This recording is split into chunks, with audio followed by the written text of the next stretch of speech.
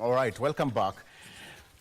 All right, so let's get into the discussion. It's now 9 minutes past 7 a.m. My name is Victor Lo. Welcome to the program, and Eid Mubarak to all brothers and sisters from the Muslim community. Thank you for that, and congratulations for going for the entire month of fasting and prayers. Okay, so let's take a look at what's on the political segment today. Of course, my guests are already in studio. We'll be taking a look at both political affairs, current affairs, and what we need to gather as a nation. Of course, one of them is the president facing the mountain, so to speak. So it's going to be a very full entry for the president for the next couple of days, 5 or so. And I just want to take a look at what is in his itinerary moving forward. And in studio, I have got 3 gentlemen and a lady. Of course, Dr. John Mukundi, who is a political analyst. He's also an expert in matters finance. Dr. Good morning. Good morning. Karibu sana. Asante sana. Good to see you. Good to see you too. Karibu sana. Next to Dr. is Philomena Gatacha, who is an advocate of the High Court, the only lady amongst 3 men. Again, I hope we'll not be sued, gentlemen, for gender imbalance. Have we tried? It's not very bad. Yeah. Not very bad, right? It's not very bad. Yeah. Okay. John, are you okay? We are okay. Very good. What will you forgive us? I forgive you, and Karibu. you're doing well. Asante. Tunaenda vizuri. Good morning and happy new month. Happy New Month. Yes. All right, and Wafula Mutachu is the chairman of Ford Kenya Trans Nzoia County, is also in studio with us. Umwami Bushere Baba. Welcome to the program. Yeah, Eid Mubarak. Karibu sana. Yeah. Thank you so much. And of course, Dr. Peter Mbai, who is leadership and governance expert on set as well. Dr. Karibu. Thanks so much. Good morning. Greetings from Nakuru, where you called me from. Yes. I left very early, but this gentleman came from Nakuru, man. I had. Well, building the nation is not easy. No. But my pilot did a good job, right? Yeah, definitely. Yeah, yes. I told him to fly very fast. Oh, no. Wow. I wish. I must send condolences to the family that perished on the Maimahiu Road. Yeah. Victor, the road all the way, the Maimahiu Road is a death trap. It's a very busy road with just one lane, one single lane, with a lot of traffic every day. It's a death trap. It's unfortunate, by the way. And successively, we have been crying about it. It's very bad. You can imagine you're on a cliff, right? This is a cliff, and this is a locks, and you are there. Anything happening, if there's an accident up here, if a truck loses brakes, there are always deaths there. That thing should be dual. It should have been done a long time ago, so that we ease that traffic. So we were with the family on Saturday for a memorial service of a pastor who had passed on. The same family that was leaving the memorial service, then they perished. That's a double tragedy for the same family. We were with them on Saturday at Merera, around Naivasha. A whole family, Reverend had passed on. We finished the memorial service, and they were leaving the venue.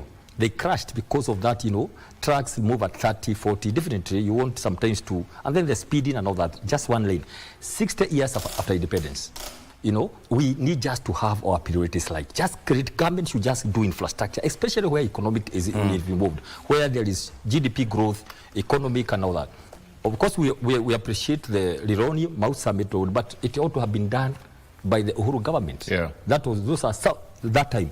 This is what's supposed to be done by this government. The dueling of Mau and rather Mau Summit, Mau Escarpment rather. The Mau Escarpment Naivasha Road, all the way to Naivasha. So that it's dual here, the other one should be dual. It's a death trap, I can tell you. It's a big crime. Of course, it was a sad news because one has that a father and his 3 sons all perished.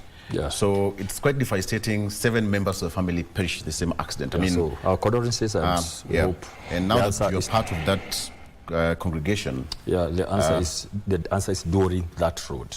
Grace and prayers to the affected families. All right, let me take you through the front page of the local dailies. On the front page of the Standard, what we have here is human traffickers. Simple. Human traffickers. 2 words. Human traffickers. There are 3 subjects in question. There are 2 ladies and a gentleman. Of course, maybe, as per the investigations or the revelation by the Standard just pointed out the 3 faces, but it could be a ring of other people. He says that rogue recruitment agencies continue to operate with impunity, preying on unsuspecting victims and selling fake dreams that quickly turn into nightmares of forced labor, violence and captivity.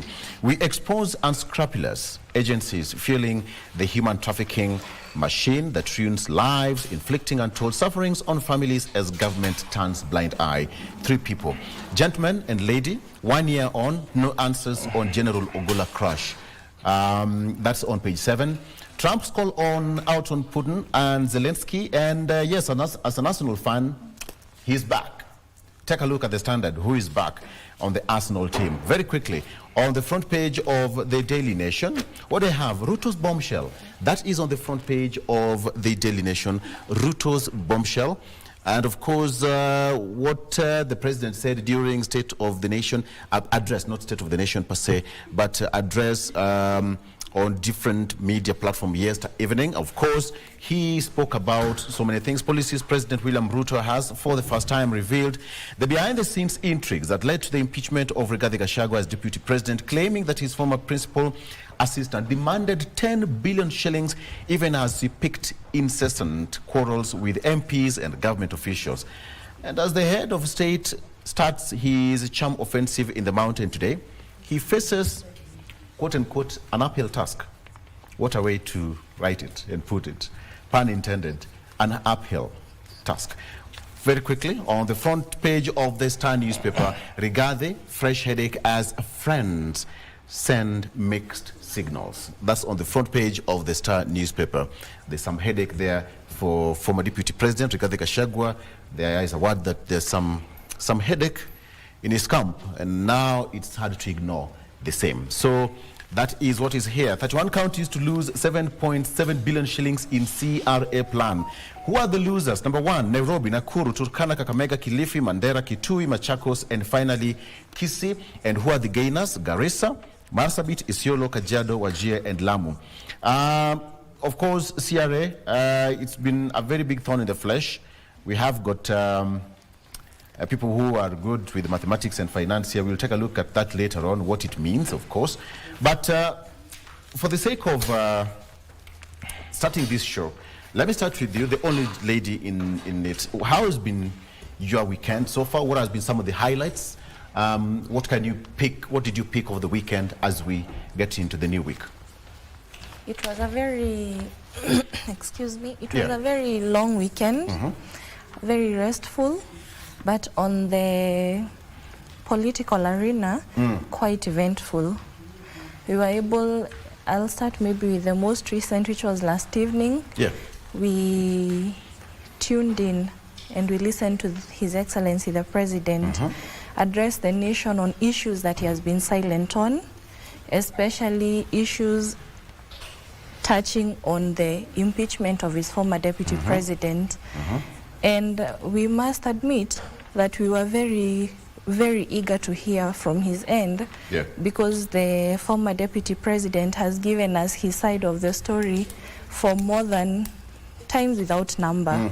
So it was very, very, very insightful for us to sit and listen and hear, so that now as Kenyans, having heard from both ends, we are able to deduce what is there to believe, what is there not to believe. And interestingly, it came at a time when now he's going back to the mountain. He has explained his visit to be a development agenda for the mountain. And I may be speaking maybe too soon, but I believe that it's going to be a very, very futile visit to the mountain, for the reasons that the presidency being a symbol of national unity, he's expected, allowed, and has the right to go to every corner of the country and to take developments there. And politics aside, the mountain region is definitely going to benefit a lot from this visit. So very, very excited for the week ahead. What do you think?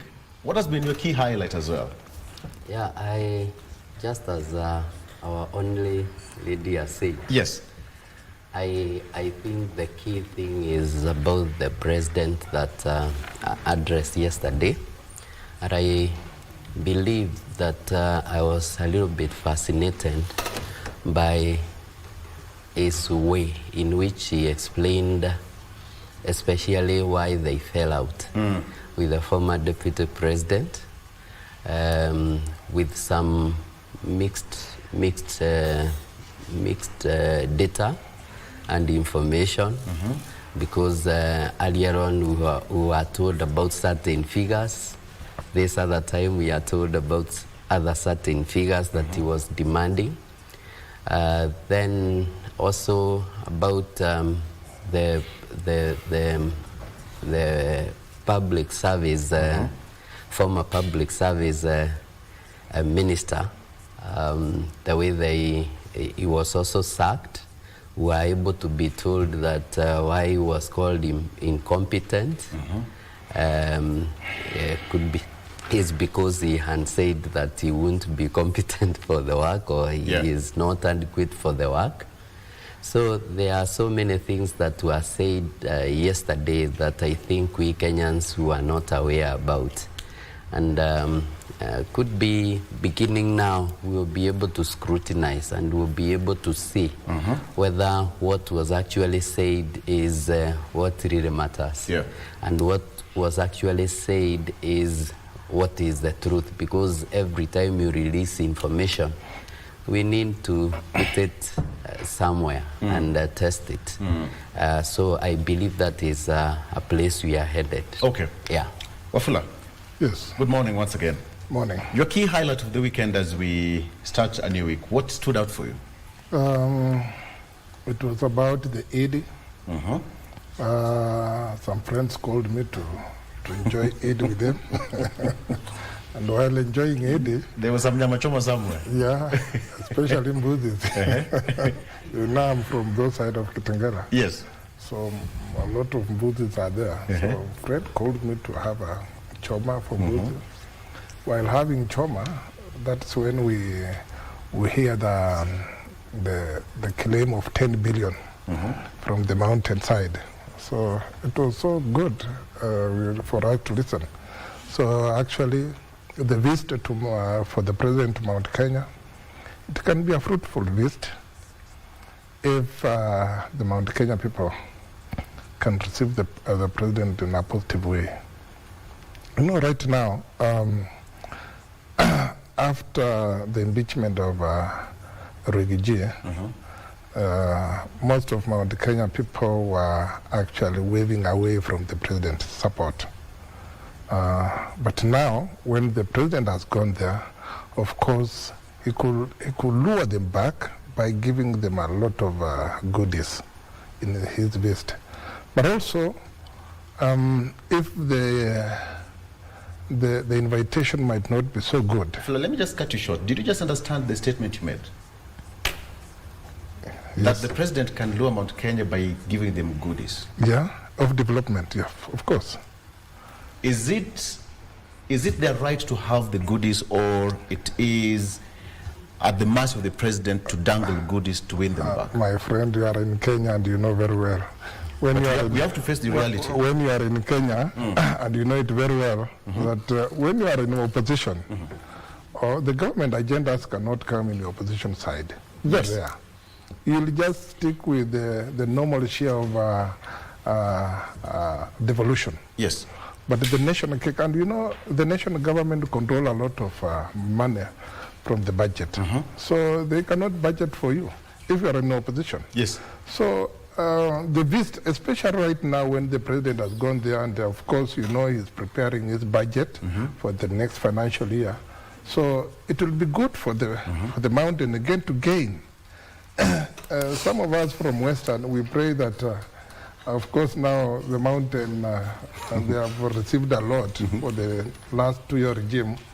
We want the president to be visiting in Western. Visiting in Western. He had a meeting last week with the Western leaders. Yeah, yes. State at the State House. We don't want at State House. We want him to visit in Western so that we can sit down and we air our problems, give him our problems before he make up this budget. Because if he comes after the budget, then he'll be giving us empty promises. This is the right time for the president to visit an area so the mountain can enjoy.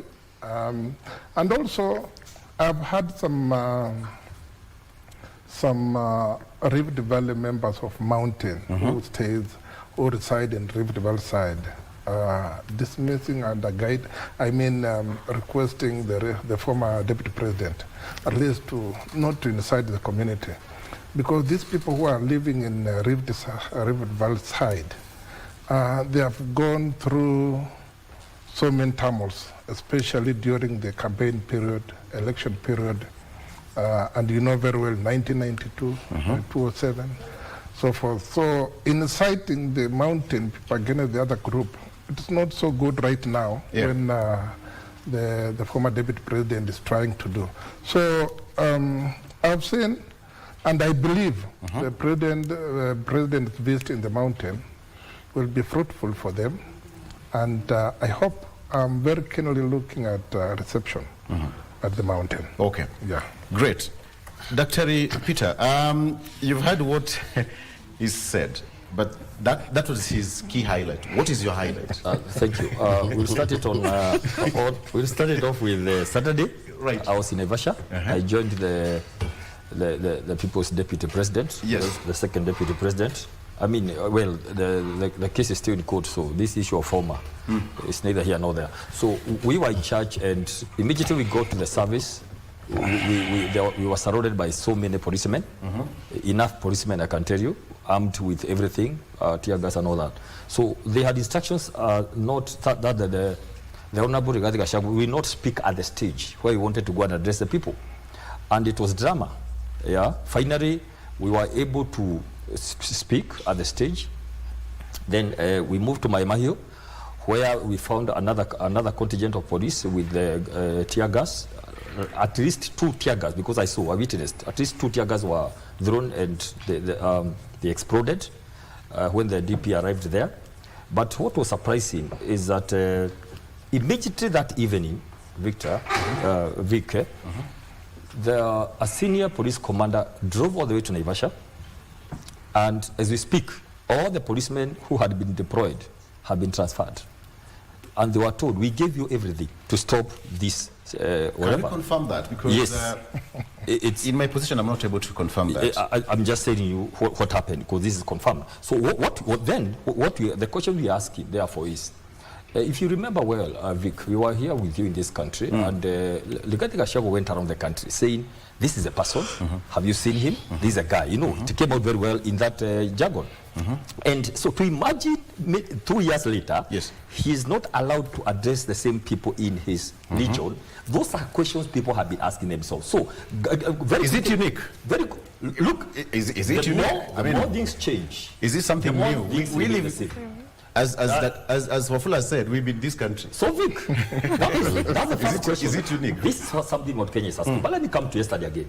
So I'll go just 2 points only. Number one, the 10 billion issue that everybody thinks is a shocker. It is not. Right. I've been around with so many panelists from that side, and it began with them. So it has been going around, the 10 billion issue. It has been around, so not for some time, that, he asked for 10 billion. Then, the first issue, 3 versions. 1, 6.5, another 8, another 5, it goes to 10. So that's the first issue. Number 2 is between the president and the former deputy president. There's no witness. So we don't know who is telling the truth. That's number 2. Number 3, we don't know the context. We don't know the context. But look at this way. What the mountain people are saying, we don't know what happened between the two of you. Issues happen when people are in power. Any relationship have issues, right? You and I know, 2015 is 10 years ago, right? There was a very big lift, we know, between the former president and the current deputy. And you remember there were some major changes in government. But somehow the former president persevered, and because of the agreement that was there before. So my question is, but also when the president says it's not me, whose side? And like throwing the whole issue to the MPs. Remember, it's on record, some MPs received money. Senators received money. Where did the money come from? So he can't run away from the fact that he sanctioned the impeachment. Let's not go there. You can't run away from the fact that he sanctioned the impeachment. Now, that aside, the issue of money, how the context and all that, because there's some things that happen with money. Now, the issue of development, he mentioned something. He said, I wish the president can come back because they are fearing there will be so many goodies. Let me tell you today, Vic, this is very important. I feel for this country. There is no such kind of development. Development does not happen in the midst of politics. That is some kind of adabakabla, you know, some kind of hogwash thing. Development cannot work in a system where it is politicized. So everybody is thinking, because the president has gone to Coast or to Mount Kenya, then we expect goodies. Okay. That is not development. Because he's there because the president has gone. Look at what one of the CS said yesterday. As we have been sent by the president to come and look at how far the projects are, we take the report back to, that is not the work of a CS. There is a whole team of government delivery services that should be able to be doing that every day, whether the president is going or not. You see, let's have a system and a structure. Government is government because there's a system. Now, the moment you tie all that, for me, development lane out of the window. All what we are saying is politics. Okay. Development follows some system, some procedure for people to realize you don't have to travel there to say, now that the president has come, we are going to get it. And because you've talked of system and structures and procedure, there's another procedure here that will take a break. We'll be right back. Stay with us.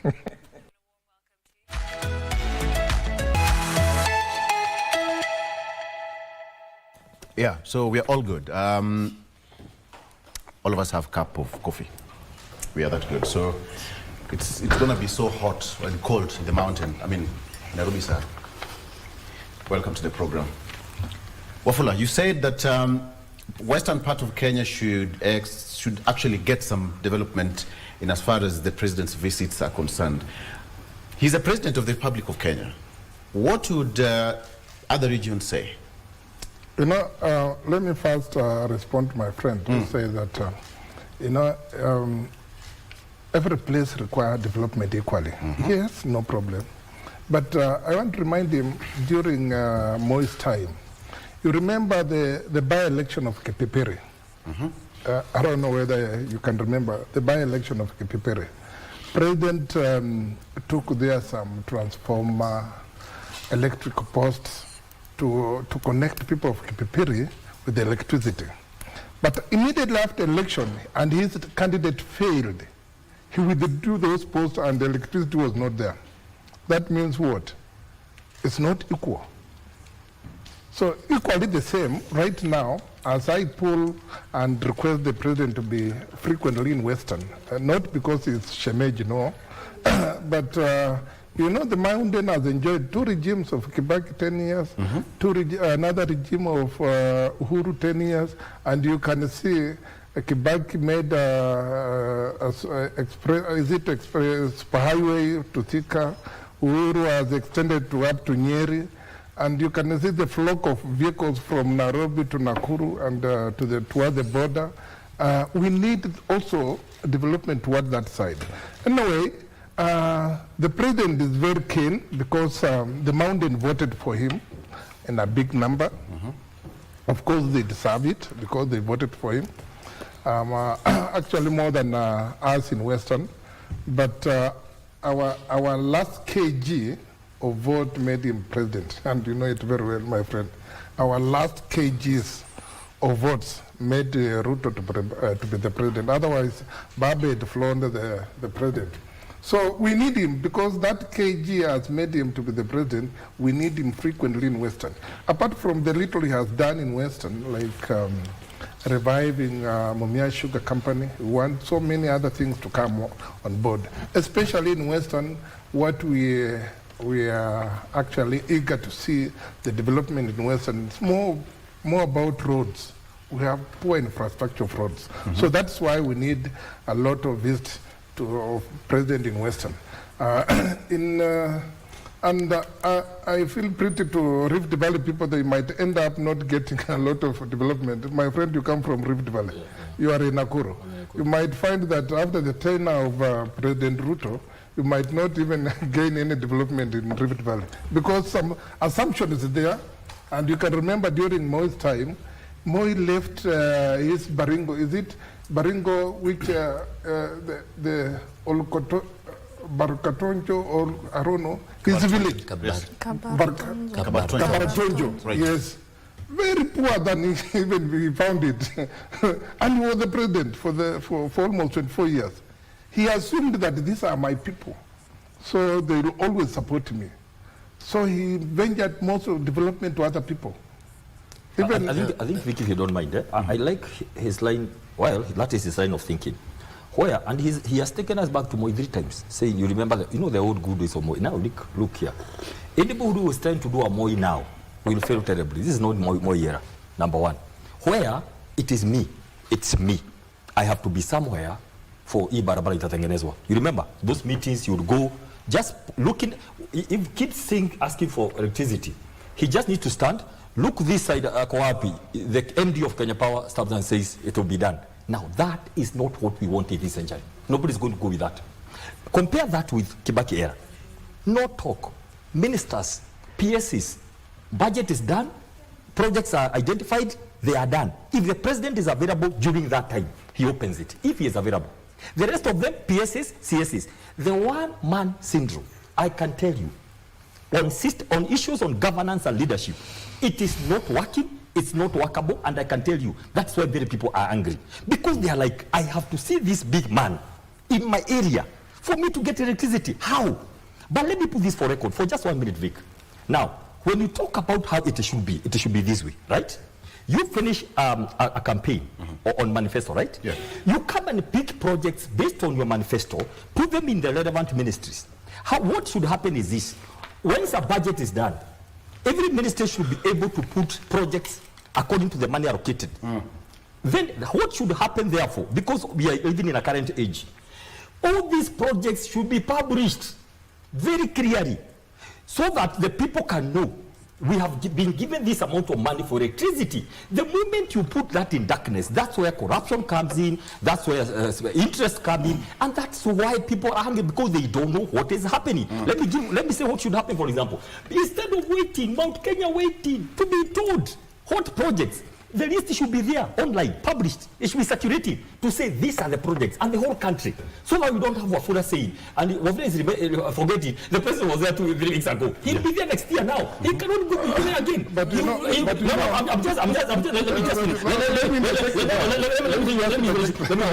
So what I'm saying, and then the president should be able to tell us, I'm going to launch which projects. Let him list national government projects separately from NGCDF. But let me because so that we are clear. If you are going to launch markets, if you are going to launch governance, if you are going to launch governance projects, let it be clear. For the record, you worked in the government delivery unit, yes, right? Yes. For how long? For some time. Very good. But what are the government projects, national government projects, yes, where the president should focus on? Yes. Rather than a market or any other thing. Okay, just maybe 1 or 2 or 3 things where the government should focus on from the government delivery unit. And what was some of the projects that were earmarked for launching or developed and supposed to be done by the president? Just those 2 questions first. Good. The first question. Now, that's what was coming. They are national government projects, right? Yes. The ones that are supposed to be done by national government. Yes. Right? Would you please name them? Well, I'll name the sectors. Energy, right? Like this energy big projects. Water, major projects by the national government. Of course, there's water to be done by the county, remember? Issues of roads, right? Issues of roads. Yes. There is these special markets being done by the national. There are markets done by the national government. And of course, there are those markets by the county. So we have all these projects, right? Flagship projects, major projects by the national government, okay? That are supposed to be put actually by county. By county, not just like that, by county. So Turkana should have their share there. But for every 23 ministries should be doing something in every county, because every ministry has a budget. Okay? The issue was now, we go push and see what are the priority projects in terms of the ones that have highest economic importance to the people. Then they should be there. Then they should be tracked, rates of completion, until it is flagged 100%. That's when now it is ready for commissioning. You don't go 10 times saying the same thing you are going to do. We are going to do, we did, and it's not being done. Okay. So you get my last point of view around me. It's very important. Now, therefore, when the president is going somewhere, I think this is very important. Please least let us know. Is he going to launch CDA projects? Because that is separate funding, right? Is he going to be invited by the governor to launch governance projects so that he doesn't go launch all the classrooms, CDA projects and governors, but national government projects are not done. They are stalled. We need to be clear. And if it's national government, are these funded by the Exchequer? Is it World Bank? Is it a grant? Let me hear from your fellow doctor here. Yeah, I think what Mr. Wafula said is not a very good thinking. The first thing is because we cannot say that those particular communities that will never produce a president will never have development. That is the first thing. It simply means there are some people who are fewer in number, and the voting patterns that we have in Kenya is about majority. And therefore, what will happen is that those people will not be in a position to get the president. If in Mount Kenya, I come from Mount Kenya region, if from Mount Kenya we are able to produce at least 2 or 3 presidents, yes. Those 3 presidents, did we have development in other regions apart from Mount Kenya? That is what we should ask, and that is why I'm liaising with Dr. Daktari here, saying that we should have some structures put in place. And those structures, I do not need my MP to actually beg the president, because that one again is trying to suffocate the power of the legislature. They will not be able to talk independently. Yeah. They won't have independent mind, because again, if they talk independently, it simply means that they won't be given some money. I have also heard some people say that the reason why there is a lot of development in Keharu, it is because Ndendenyoro was the chair of budget, which is also a lie, because is he the person who allocates money? It is only that he had been privileged to be in that particular committee that allocates budget. And therefore, he allocated more to his area. No, he cannot allocate more to himself, because he is not the sole person who does the allocation. Actually, he was the chairman. He was the chairman. Being the chairman does not give you power and privileges to allocate to yourself. You are not given the entire budget to share. You are in a committee, and that committee has a lot of people. And also that committee, whatever he allocates has to be passed by the parliament. Yeah. And therefore, I totally believe... You saw what majority leader was also complaining, that he allocated a lot to his area. And also, let me just interject. Do we have anything? More to his, who said that? The majority leader said that. It's the majority leader who claimed that Ndendenyoro allocated more. More to his area. People should not spoil people's names because they want to kick them out of government. It is immoral. It's unhygienic. It is bad manners. If you want somebody, let me want somebody out. Just let them be out. Look at Mohori, he is now incompetent. And he has been serving government. Victor, let me say this. My friend, President visiting some regions, it is a prerogative of the president to visit any area and get information right from there, the ground. Let people tell that the president, we want this one to be done. What is the purpose of the NIS? No. NIS different functions. Unless you know the purpose of information. There is always public participation. No. The president doesn't need to go to be told the president needs to go. If you don't want the president in your Mount Kenya, just tell us, we invite him there. We want him. Let me tell you, that is why you see what is the work of NSIS. NSIS has a different function to do for the president. That is true. But now the president has his own right to visit any area, and the request people have a kamkunchi. Ask people, your leaders, what do you want in this place? What can we give priority? That is the best system the president is doing. Anyway, leadership comes with different styles of leadership. The way you said Kibaki was sitting down and He was doing his own things. Across and not really across in Western. We didn't feel him so much anyway. We don't want to go there. The Kibaki is not there. That is your opinion. No, that is the time we lost Mumia Sugar, you know. We lost Mumia Sugar. And you know, you've been enjoying Mumia Sugar. Across the supermarket, you go to the supermarket, you pick Mumia Sugar. When Mumia Sugar was closed down long time ago, now you can ask, why am I getting Mumia Sugar in the supermarket, packed in Mumia Sugar packets? These are the problems. But now, we think after that length leadership of Kibaki and Uhuru, now Mumias is back. Okay. Now you can go and enjoy. But now, the president visiting the region, yes. Like now he has gone to Mount Kenya, of course he will be having some kamkunchi with the leaders from that area. And we will be asking the leaders, what do you think, in the next financial, this is the right time for president to visit an region, because it's now planning for the budget, next financial budget. Now, when he visited there, at least you can put your inputs in the next financial budget, and it will be done. Otherwise, giving out promises without putting input in the financial budget, it will be just a rhetoric, my friend. Okay, what do you make of this? You've been drowned by the three gentlemen, which is yes, right? Yes, I'm definitely learning a lot from them, as in silence. So first of all, about the question of leaders who are actually performing in the dockets, I mean the positions they've been given, there is a lot that is left to actually admire from the leaders from the Murang'a County or the Murang'a area of the country. If you look at their governor, he's doing a lot in the health sector, for instance. If you look at Dindinyoro, the kind of development that he has taken there, especially in their schools. And if you asked a question about what are some of the sectors that should be focused on in the event that I was to be asked, when you go to the Mount Kenya region, because maybe that is where I'm from, maybe that's what I'll talk about, the question of food security. It's very important, and it also controls a lot in the country. Yeah.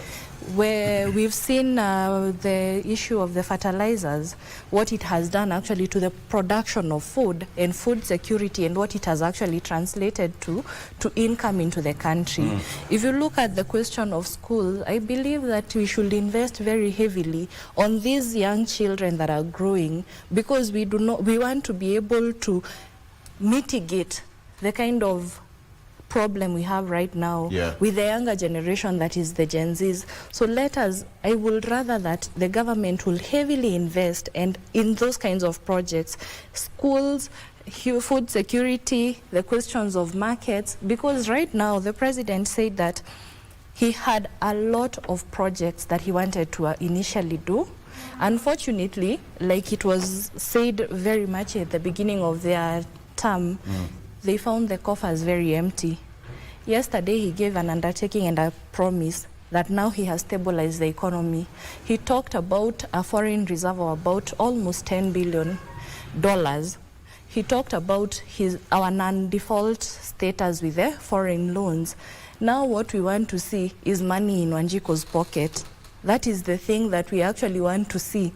So, because the Kenyan will not understand the drop in inflation if we are still buying sugar at a particular price, unga, fueling our cars at a certain amount.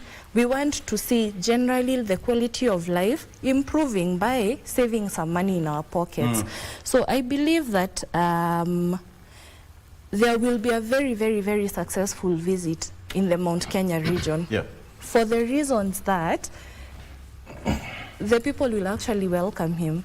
The people will welcome the president. They are happily, very warmly going to welcome him, and not because the former deputy president has told them to go out and listen to lies and receive the goodies and all that, but because they have actually made the choice. They made the choice to vote for him, and they will make the choice to go and listen and ask him, you made us this promise, why haven't we seen anything happen?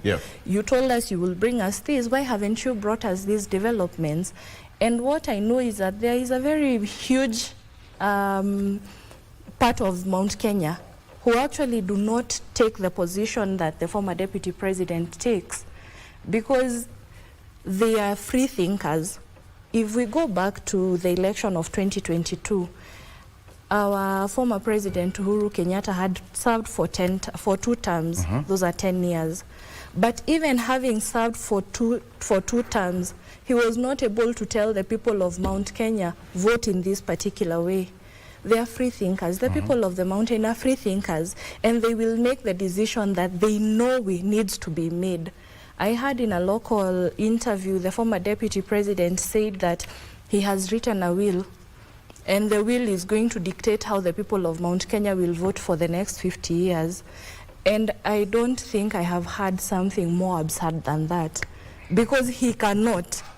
Even today, if he tells the people of Mount Kenya not to come out, so that the president has no one to address and is thoroughly intimidated and embarrassed, no one will listen to him. Probably a few, but people will come out, because the people of the Mount Kenya region, like every other Kenyan, are woke, are alert, and they understand their rights. Even when there's a lot of political play, they understand what ought to be done. They know the developments they're entitled to, and they will put the leaders that are actually involved to task. Because you're still on, I want this question to all of you. How important is this visit then? It is very important. Remember, he's visited most parts of the country. Yes. He's been to Nyanza several times, he's been to Western. The other day he was in northern part of Kenya. So how important is this Mount Kenya visit? In an overview, one, he wants to show that he's a symbol of unity and wants to unite the country. Secondly, it is also a test, a litmus test, to what might actually happen come 2027. He also wants to test if the mountain is as hostile as has been said. Because as Dr. Ria said, it is there is a presidential delivery system and unit that should keep track of the developments that are going on. But until recently, a few were actually sent to be able to report back to him what has been done, what has gone on, and all that. But it is going to be very significant for him in terms of neutralizing the political temperatures in the country. I've seen in the past, like a few days, several leaders come out and talk about the statements that were made by the KDF, especially on this slogan, which I don't know if I'm allowed to say here or if I'll get in trouble. It's in the public domain. Yes, the Ruto must go slogan. When I talk about that particular position, I agree with what an apolitical institution and system in the country said. Because let's put things into perspective. Those that are chanting Ruto must go actually are indicating a sense of political intolerance. In the same stadium, if there was someone who was saying Ruto has to stay or saying something different from them, in the event that those two groups clash, what do you think would have happened? Let's just put into perspective what could actually happen when we allow these kind of things to happen. We need to have a country that is working, peaceful, and moving. And whatever that takes, we need to have, and the last time we were here, we talked about independence and competency of each and every institution. Let each and every institution, those that have taken oath, let them deliver what they should do. Those that are employed, let them do exactly what they should do. And let us avoid the question of intimidation and all. All right, Vic. Before, Vic. You know, let me Victor, you brought me in the middle of the mountain. I'm the only person. But I'm happy the way my sister said, you know, she's... I love the way you were so silent when she was speaking. We don't have bad manners also in there. She was very much... We are just men. We are gentlemen, right? We are very kind gentlemen. This side and this side. My friend does. But anyway, as you also respond to that, because she's given her her own version how important the visit is. Yes. Would you also respond to that, even as you are to... Before I respond on that, yes. I just want to echo what she has said on that slogan whereby people are chanting Ruto must go. And the CDF actually gave a note that this is a bad behavior and we might not allow it. And immediately, the former deputy president actually attacked the CDF. But it is the right of CDF to give that note for the people of this country, because by the end of the day, we hold him responsible in case of anything goes wrong with the turmoil in this country. So it was right for CDF to give that note. And I don't see what he said wrong, because he said that there is a proper channel to remove There's a constitutional Yes, channel. there is a constitutional way of removing the president. But you cannot just come up in the street and say you must go. No. How do you balance that with freedom of speech and but also democracy? Publicly, and it is a mass, shouting that you must go, and then you have another group and saying the way you said that the Ruto must stay. Of course, we'll have some clash. And the candle to burn, it starts from somewhere small. But I think the point, the overriding point. Yes. So coming in to question that, to me, CTF was very right. For me, Vic, if you don't mind. But he's not responded to the question, the importance of the visit.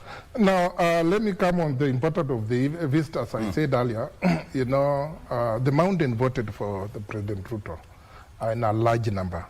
So for Ruto going to the mountain this time, after moving across the country and finishing up to the mountain, toward this budget period, I think it will be good for the mountain to air out their feelings to the president and also what they expect from the president. So visiting the mountain at this time, I think, and also the way my sister said, he want to see if that narrative is there of saying that the mountain is completely gone. Okay.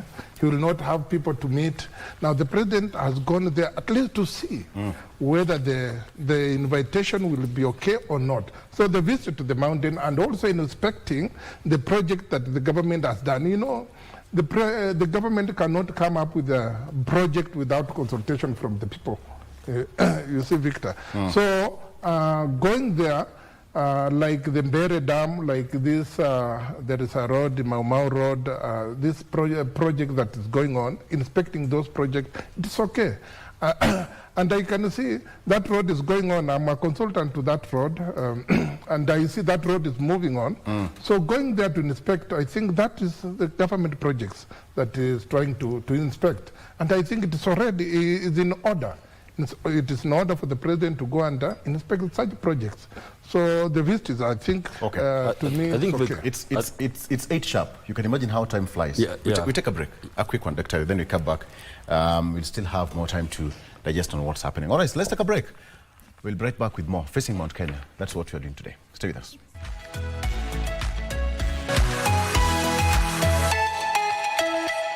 Welcome back. So we are on the final stage of this discussion, but very quickly, Dr. How important is this visit? Again, looking at a lot of things happening. I mean, we can speak so many things about Mount Kenya and President William Ruto.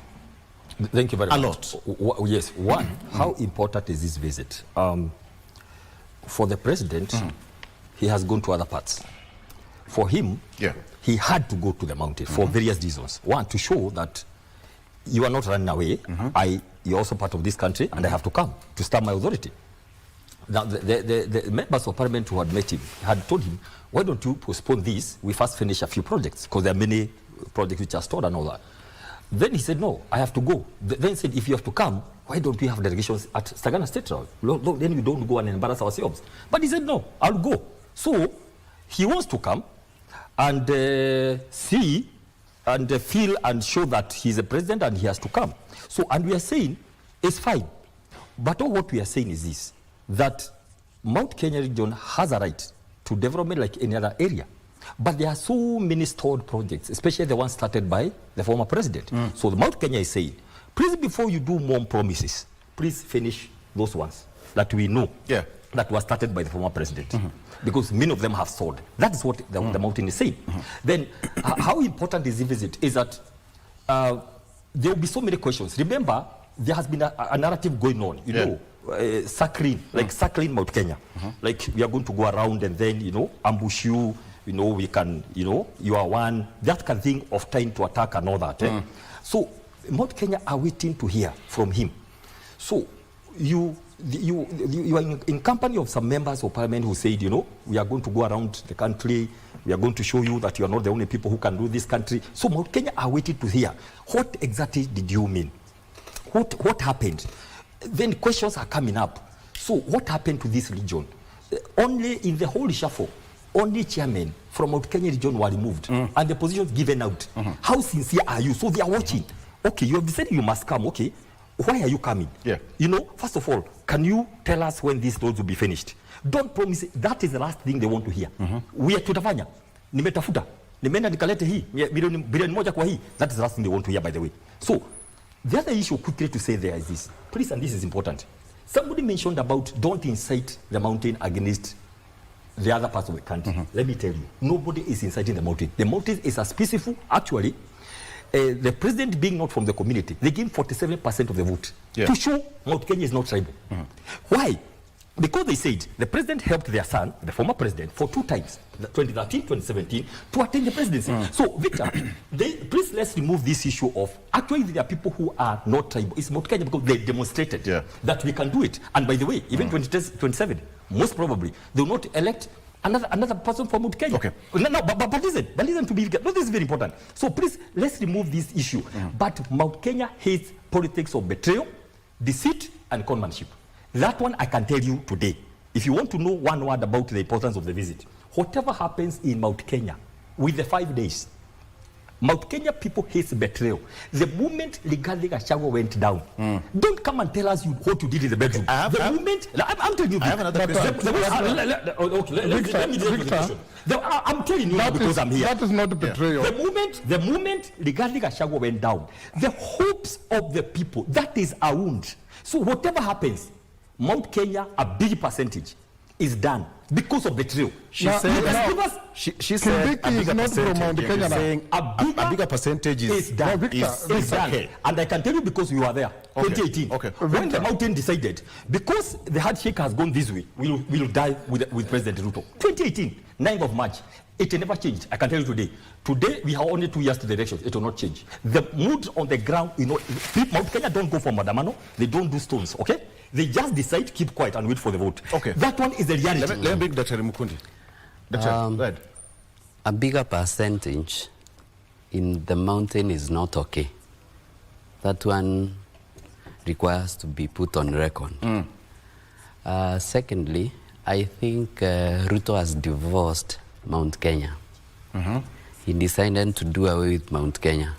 So his visit to the mountain, it is just to test the waters. So that's why it's important. It is important. That's the importance of that visit. Yeah. It is important to him because he wants to see whether he still has anything left between him and the mountain. But I tell you, he won't get anything from that visit. Reason is because those people will come out. Those people will go and they will not shout him down. And we are even telling them not to do that because it's disrespectful to the president. They will not do that. But one thing is that decide as Dr. what means.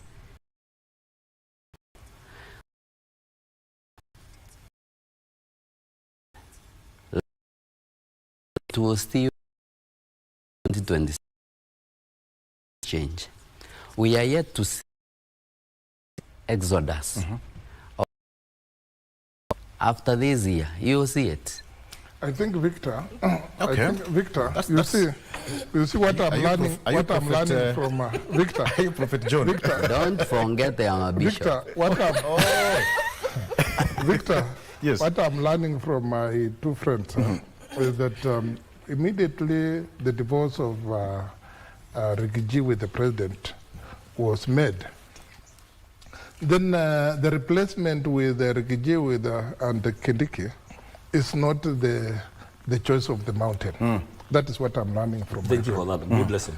Yeah, it is not the choice of the mountain. So they feel like Kindiki is not part of the mountain.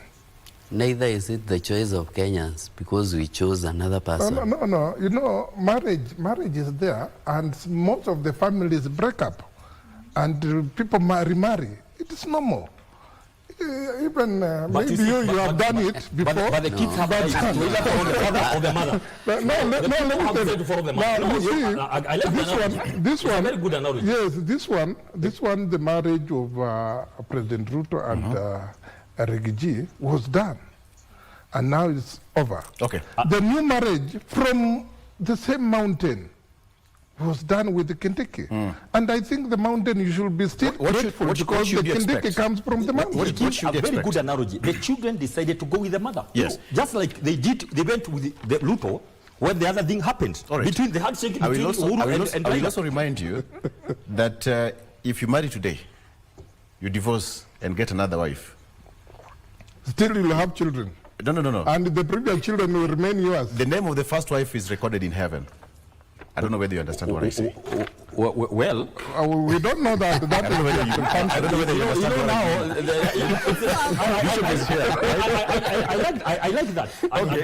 So if you can connect it politically, so well and good. Yeah. Dr. Wafula, what should you expect moving forward? Because now there is a lot of attention and focus on the mountain. I mean, the president has gone. I mean, he'll go to any other part of the country. There's no problem about that. But what should you expect? Because politically speaking, there's an aspect of, you talked about Deputy President Kithure Kindiki is here. He talked about mass exodus coming soon, the political temperatures, and we can hear the trumpets are now beyond the mountains for 2027.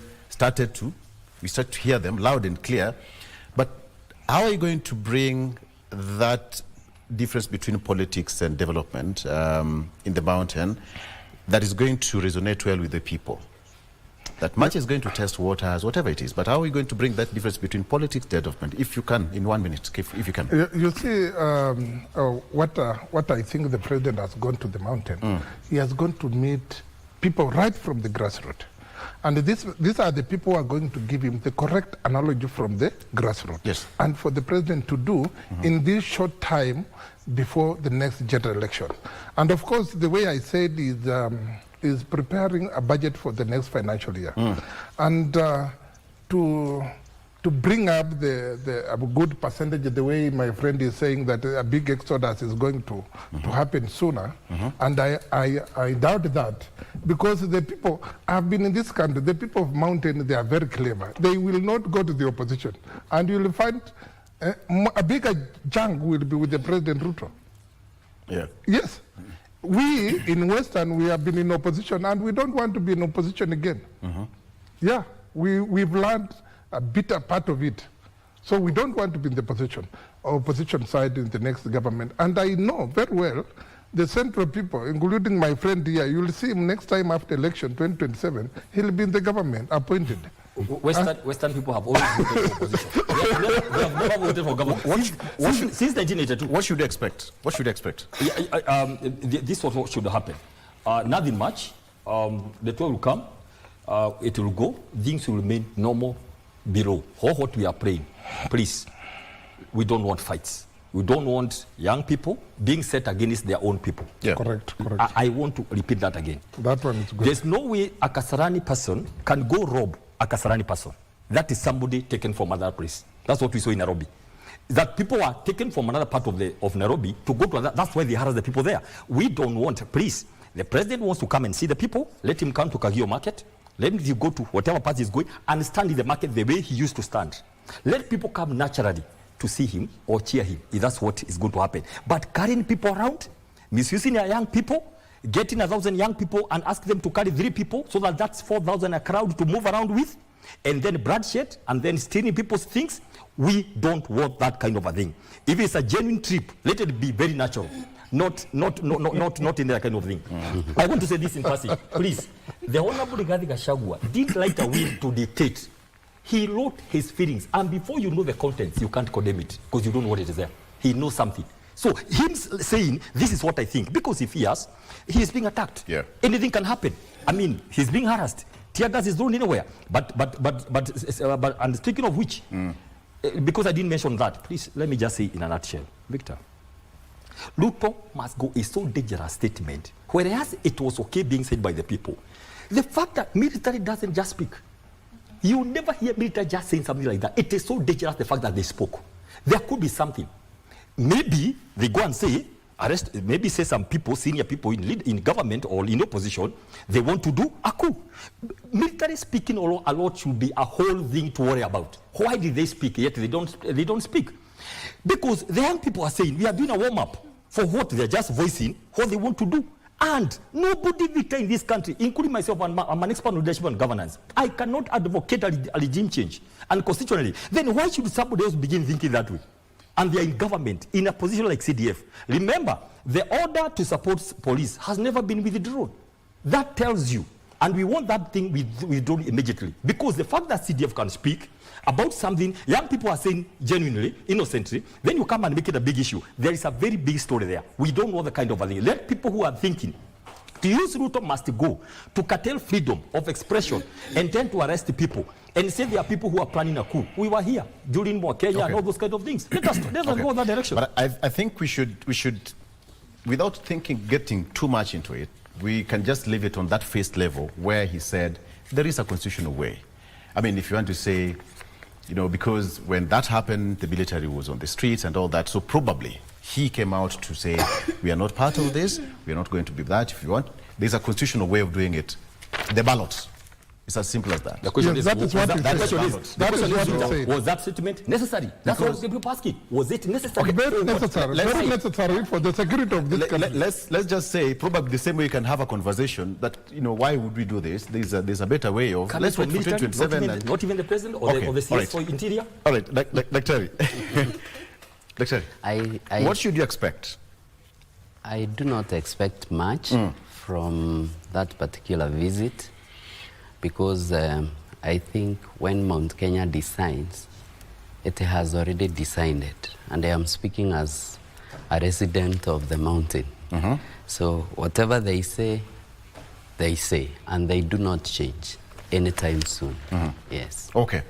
So let's listen once again, gentlemen, to her. What should you expect? I confirm that this is a panel of very, very kind gentlemen. When the lady speaks, they listen. We are good people. No, we very have good people. We have good manners. Very, I can confirm it. Well, what to expect? We expect to see a very, very fruitful visit to the mountain. Yeah. We expect peace. We expect a very cordial engagement between the mountain people and the president and his team. We also go ahead as a believer. I believe that there is something that will happen in the mountain, that there will be some development that will come with the visit. Because at the end of the day, when we are going home, we don't want to be worried about the roads when it rains. We don't want to be worried about schools that are leaking, classrooms that do not even have chairs. We don't want to go to hospitals that do not have medication. Yeah. We want a government that delivers, the government that we voted for. And we are hoping that we are going to also, in the spirit of unity, that we are going to see a lot of tolerance to people that we don't agree with, politically and otherwise, because that is the only space within which a country can grow, within which a democracy can grow. Yeah. Yes. Thank you so much. All right, I think that's where we wrap it up. We'll back again. Definitely we'll have more time again and again. What are you going to say? Victor, Kenya is not just Mount Kenya. There are common problems. That's a good point. Every Kenya has. people are still asking questions. And Victor, I would say again, and I've been training before then government people, when you ask questions, answer the question. Don't begin bringing issues, causing tantrums. Just answer the question in a composed way. People are still asking basic questions across the country, not just Mount Kenya. Sure. Who takes the 2.5%? Basic questions. Please let government people come and answer. That is why, even if you tell people to register, they are still asking. But I'm paying money. The Auditor General said there's 2.5%. No? Money that's missing. People asking questions about university education model. People asking questions. I know that. He's Dr. Peter Mbai. Evolution. Leadership and governance expert. I know that. The eating is a pudding. Ask people how much money is in their pockets. Thank you so much for joining us, Daktari. Thank you. Of course, Wafula Mutacho for Kenya. You know, when we start, I know where you're headed. Kenya is bigger than Mount Kenya. I know exactly. There are common problems with everyone. True. It should concern all of us. For the Kenya chair, Trans Nzoia County, the only lady in the middle, Philomena Gatasha, who is an advocate of the High Court. I must say that we are good people. Again, we are good people. And of course, again, Daktari Mukundi John, also political analyst. He's also an economic expert. Thank you so much. Gentlemen, today is my last day to be with you on this set. It's been good having you. Yeah, April Fool's Day. Thank you for watching. Good morning, Marveli Vivitolo. Have a good morning. Bye-bye.